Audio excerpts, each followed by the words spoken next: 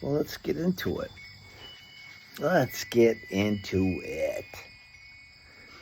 And first off, I just want to say that I am far from perfect. I have a past that um, is not all roses and flowers. And I got involved with a woman a long time ago when I was in the military, when I started out back in the 80s. And I had a couple kids with her. Never got married. And so, as a result of this, we um, broke up a long time ago. She left me with my two biological children and one of her biological children. And so I had three kids, and I was raising those children on my own, by myself, for about 7 years. So my daughter, who's a middle child, she, when she got into her adolescent years, she wanted to go and live with her mom. Now, her mom had addictions. She was alcoholic, and I'm pretty sure she did a lot of drugs too.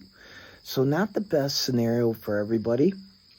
So, she went to be with her mom, and basically, over the years, as a result of her association with her mom, she basically repeated the cycle and left me and the other boys. And then later I got married. I met a woman and we blended our family. We've been together 25 years now. So in the meantime, my daughter has been down the path of addiction. And during that time, it's been probably 20 some years now. During that time, she had 5 children from different fathers. And those 5 children ended up being wards of the state. And then from there, they were issued into adopted families of sorts. And the last one, well, she was born just a couple years ago. And my daughter tried to convince everybody that she was a good mom and was going to keep her, and we supported that. And we, but everybody was watching, and it wasn't long.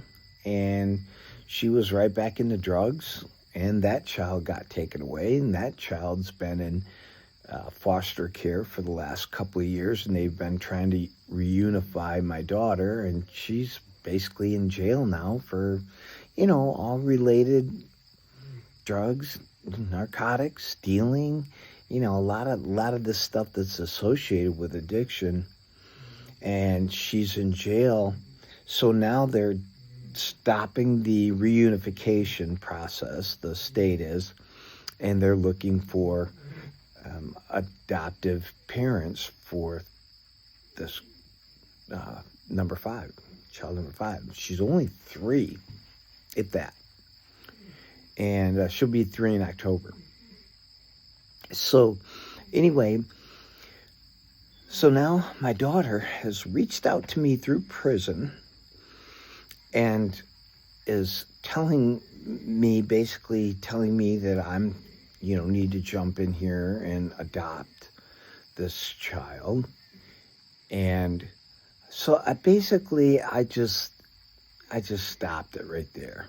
I said, first of all, I am not going to discuss these children with you any longer. I've had it. I've had it with her. We've given her plenty of chances, and she chooses her addictions over her kids and her family, and that's she's self-serving that way. And I told her, I said, you have to focus on you. Now, and I relate that to the gospel. And what do I mean by that? It's like, okay, we're none of us are perfect. We've all fallen short. We're all sinners. And this is what I told her. I said, but you still have a chance to turn your life around. And you still have a chance to find grace. And it's still out there. And I said, God is going to be your ultimate judge. But guess what? He also forgives. And so this was last night. We got into this. And I told her, I said, you have an opportunity to fix yourself. I'm not going to discuss the children with you anymore. Go fix yourself. Go get clean. Go get healthy. Go get a job. Go be a good person. Do all that. And boy, she didn't really want to hear that. She said, well, you're not the judge of me. And I said, yeah, I'm not the judge of you. I'm not the judge of you. But I will watch your actions after you get out. And your actions will be the judge of you. I won't have to judge you, because it's how you act, how you go forward, the path that you choose will be the ultimate judge and will show everybody around if you were serious about being a mom. Well, I think this is just all fluff from her. I've seen this before, where when it gets close for a child to be given away or adopted, she jumps in there and the state gives her a little bit of input, and she thinks that she can, this is her chance to be mom of the year.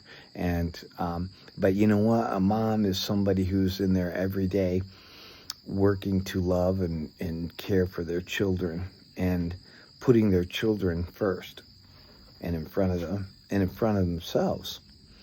And that's what I did as a father, as best as I could. Every day I worked toward being a father that provides and all that.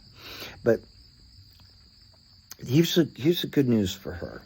The good news is God still forgives, and she's still alive, and she still has time. But if you didn't take the opportunity to fix yourself when the state was giving you a chance to reunify with your daughter, then I'm not going to listen to your BS. I'm not going to listen to your bull, because that's what it is. I'm going to tell you, go fix yourself. Go get forgiveness.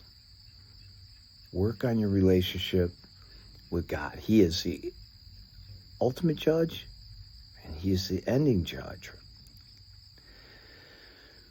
And he is the one that I think you need to work your relationship with. So, and on. So that's kind of my point today. And I just hope she can fix herself first. We'll go from there. I hope you all have a blessed day.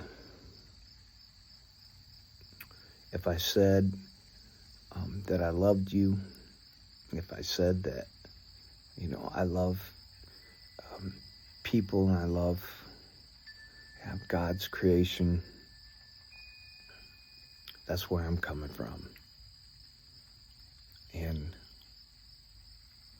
I hope that